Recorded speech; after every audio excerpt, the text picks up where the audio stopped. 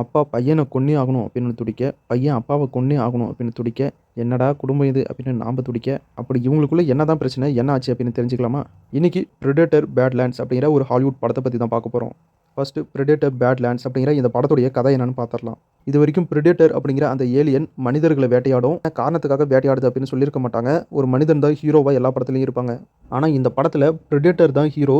Predator எதனால வேட்டையாடுது அப்படின்றத மையப்படுத்தி தான் இந்த படத்தை எடுத்திருக்காங்க. பிரெடேட்டர் ஏலியன்ஸ்லேயே நிறைய டைப் இருக்காங்க. அதில் ஒரு டைப் தான் யோஜா அப்படிங்கிற ஒரு பிரெடேட்டர் குரூப். அந்த குரூப்பில் நம்ம ஹீரோவும் ஒருத்தர். இந்த யோஜா அப்படிங்கிற பிரெடேட்டர் டைப்பு இவங்களுடைய டைப்பை பொறுத்த வரைக்கும் எங்கள் இனத்தில் எல்லாருமே வீரனாக தான் இருக்கணும், கோழையாக யாரும் இருக்கக்கூடாது. அப்படி ஒரு வேளை யாராவது கோழையாக இருந்தால் அவங்கள நாங்களே கொண்டுருவோம் அப்படிங்கிற ஒரு கொள்கையோடு வாழ்ந்துட்டு இருக்காங்க. இந்த குரூப்பில் குறிப்பிட்ட வயசு வந்ததும் அவங்களால வேட்டையாடவே முடியாத ஏதாவது ஒரு மிருகத்தையோ இல்லை எதையோ ஒன்று வேட்டையாடி அதோடைய தலையை எடுத்துகிட்டு வந்தே ஆகணும். அப்படி இல்லைன்னா அந்த பிரெடேட்டருடைய குடும்பமே அந்த பிரெடேட்டரை கொன்னுருவாங்க. இப்போ நம்ம ஹீரோவுக்கும் அந்த குறிப்பிட்ட வயசு வந்துருச்சு. ஆனால் அவர் இது வரைக்கும் எந்த மிருகத்தையோ இல்லை மனுஷனையோ யாரையுமே வேட்டையாடவே இல்லை.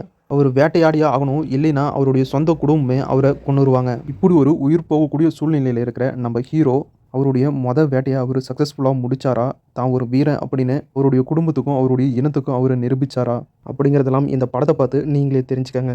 இது வரைக்கும் ஒரு பிரெடேட்டர் ஏன் வேட்டையாடுது அப்படின்னு தெரியாமே நம்ம பார்த்துட்டு இருந்தோம். பிரெடேட்டரை போட்டு பொழக்கணும் அப்படின்னு தோணும். நீங்கள் உங்கள் பக்கம் இருக்கிற கதையை மட்டும் தான் பார்க்குறீங்க, என் பக்கம் இருக்கிற கதையும் பாருங்கப்பா அப்படின்னு பிரெடேட்டருடைய பாயிண்ட் ஆஃப் வியூவில் இந்த ஸ்டோரியை சொல்கிறாங்க. அப்போ தான் நமக்கு தெரியுது, அட இவன் ரொம்ப நல்லவன் தான்பா, இவனுடைய சூழ்நிலை காரணமாக தான் இந்த மாதிரி இவன் பண்ணியிருக்கான் அப்படின்னு நம்மளையே ஃபீல் பண்ண வைக்கிறாங்க. படம் ஸ்டார்டிங்லேருந்து எண்டு வரைக்குமே ரொம்பவே சூப்பராக கூட்டிகிட்டு போயிருக்காங்க.